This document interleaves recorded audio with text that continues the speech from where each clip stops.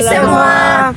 Perkenalkan, kami dari kelompok 4 Mata kuliah Administrasi dan Manajemen Sekolah dengan judul Organisasi dan Kepemimpinan dalam Pendidikan. Silakan saksikan.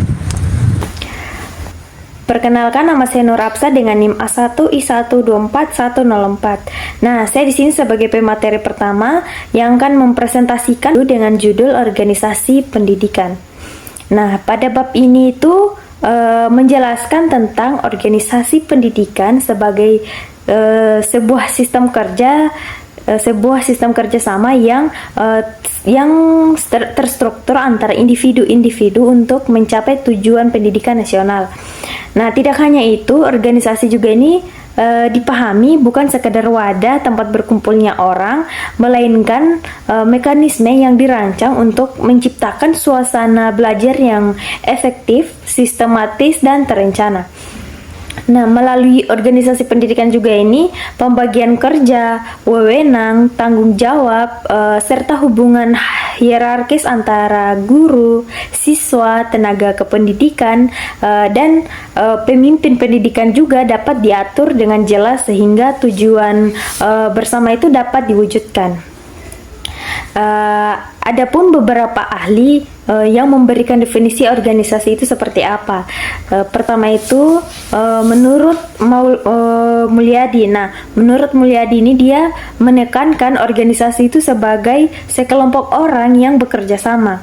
Sedangkan menurut Hasibuan ini dia mendefinisikan sebagai sistem perserikatan formal yang terkoordinasi. Kemudian menurut Robbins, dia menyebut organisasi ini sebagai kesatuan sosial yang dikoordinasikan secara sadar. Nah, jika dikaitkan dengan dunia pendidikan, definisi tersebut ini dapat menegaskan bahwa organisasi itu tidak hanya berfungsi sebagai struktur administrasi saja, tetapi juga sebagai sarana yang mendukung terciptanya proses pembelajaran yang optimal. Baik, Assalamualaikum warahmatullahi wabarakatuh. Perkenalkan, nama saya Ainil Akbar dengan NIM A1I124034. Nah, di sini saya akan melanjutkan materi dari presentator sebelumnya, yaitu mengenai organisasi pendidikan. Tujuan utama organisasi pendidikan antara lain memastikan kegiatan pendidikan berjalan efektif, memberikan arah bagi komponen sekolah, serta menjadi wadah perkembangan potensi guru, tenaga pendidikan maupun siswa. Dengan demikian, organisasi berperan penting dalam menyiapkan sumber daya manusia yang cerdas, berkarakter, berakhlak mulia, dan berdaya saing. Agar tujuan tercapai, organisasi pendidikan perlu menerapkan prinsip-prinsip seperti perumusan tujuan yang jelas, pembagian kerja sesuai kemampuan, pelimpahan wewenang, kesatuan komando, koordinasi yang harmonis, serta pengawasan yang tepat. Penerapan prinsip-prinsip tersebut akan mendukung terciptanya organisasi yang optimal. Efektivitas organisasi pendidikan ditandai dengan pencapaian tujuan secara menyeluruh. Sergio Giovanni membagi sekolah menjadi 3 kategori: sekolah efektif, sekolah unggul, dan sekolah berhasil. Ukuran efektivitas tidak hanya sebatas prestasi akademik, tetapi juga pembentukan moral, emosi, spiritualitas, dan tanggung jawab siswa.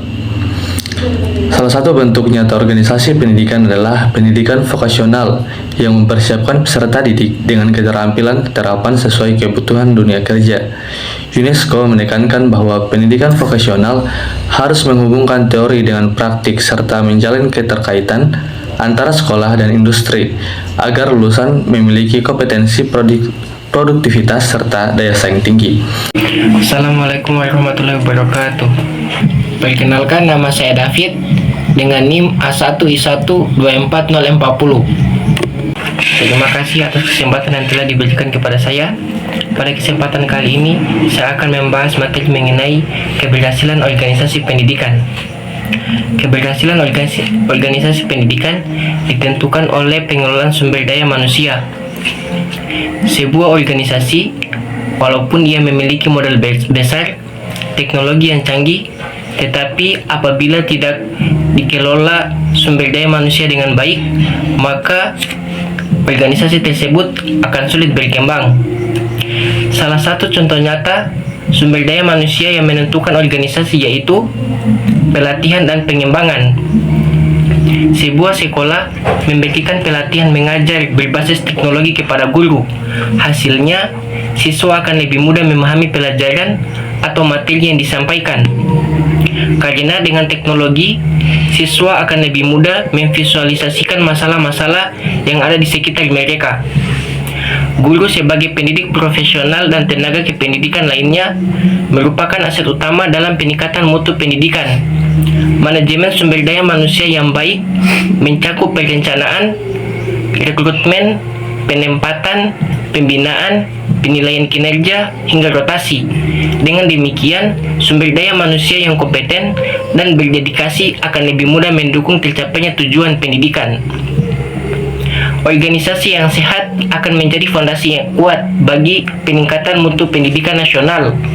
Melalui struktur yang jelas, prinsip yang kokoh, manajemen sumber daya manusia yang tepat, serta orientasi pada efektivitas, organisasi pendidikan akan mampu melahirkan sekolah yang unggul, adaptif, dan produktif dalam menghadapi perkembangan zaman. Perkenalkan, nama saya Chelsea Balkis Aroya dengan NIM A1I124037. Di sini saya akan membahas tentang bab 10, yaitu kepemimpinan dalam pendidikan. Bab ini menjelaskan mengenai bagaimana kepemimpinan pendidikan sebagai motor penggerak yang menghidupkan organisasi pendidikan. Kepemimpinan dipahami sebagai kemampuan seseorang pemimpin untuk memengaruhi, mengarahkan, membimbing, dan memotivasi orang lain agar pelaksanaan tugas pendidikan dapat berjalan efektif dan efisien. Kepala sekolah sebagai pemimpin tertinggi di tingkat operasional memiliki peranan strategis dalam menentukan arah, kebijakan, dan iklim sekolah. Tanpa kepemimpinan yang baik, organisasi pendidikan akan kehilangan arah serta semangat kerjasama. Pemimpin pendidikan ideal adalah mereka yang tidak hanya kompeten secara manajerial, tetapi juga memiliki integritas moral, tanggung jawab sosial, serta visi yang jelas tentang masa depan pendidikan. Seorang pemimpin harus mempunyai pengetahuan dan mampu membangun empati, bersikap adil, memiliki keterampilan komunikasi, menguasai manajemen konflik, serta memahami substansi pendidikan agar dapat mengarahkan organisasi dengan tepat.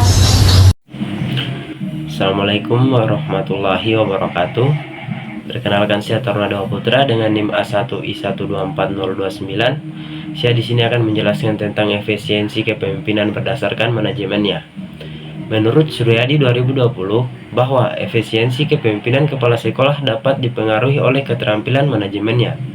Meningkatkan kesejahteraan dan produktivitas karyawan di tempat kerja dapat dicapai melalui keberhasilan penerapan strategi manajemen. Pengetahuan di seluruh perusahaan. Dalam teori kepemimpinan, terdapat berbagai gaya yang dapat diterapkan, antara lain gaya okratis yang menempatkan keputusan pada pemimpin, gaya demokratis yang melibatkan bawahan dalam keputusan, gaya transformasional yang memotivasi anggota untuk berprestasi lebih tinggi, gaya fasilitatif yang menekankan kolaborasi serta pemberdayaan.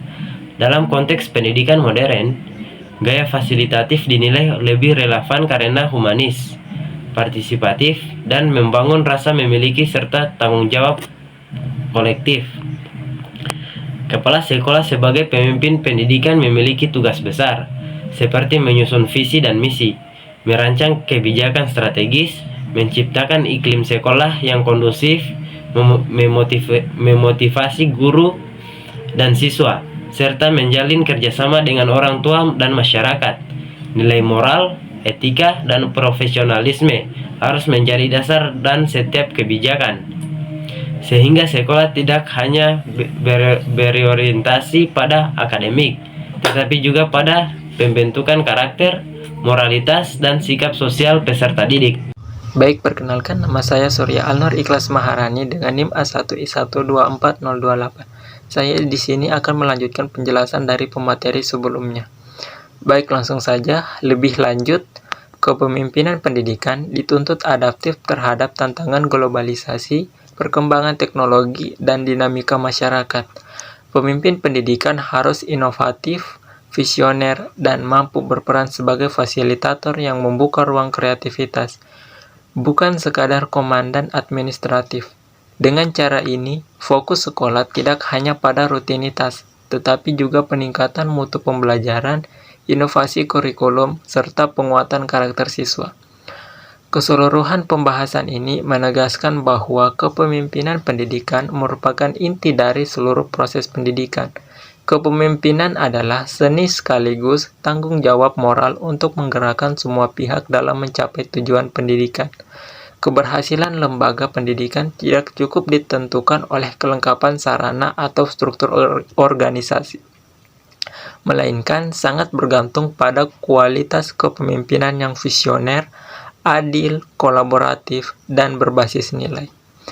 Pemimpin yang baik akan mampu menciptakan budaya sekolah sehat, mendorong partisipasi aktif, serta melahirkan generasi cerdas, berkarakter, dan siap menghadapi tantangan global. Dari pembahasan yang disampaikan oleh teman-teman saya sebelumnya, dapat disimpulkan bahwa organisasi pendidikan berfungsi sebagai kerangka yang menata struktur, sistem, serta sumber daya agar tujuan pendidikan nasional dapat tercapai secara efektif dan efisien. Sementara itu, kepemimpinan pendidikan berperan sebagai motor penggerak yang menghidupkan kerangka tersebut melalui kemampuan pemimpin dalam menggerakkan, memotivasi, serta membangun kerjasama seluruh komponen pendidikan. Organisasi pendidikan yang baik tanpa kepemimpinan yang visioner akan kehilangan arah, sedangkan kepemimpinan yang kuat tanpa struktur organisasi yang jelas akan sulit berjalan konsisten. Terima kasih telah menyaksikan video kami. See you. Yeah.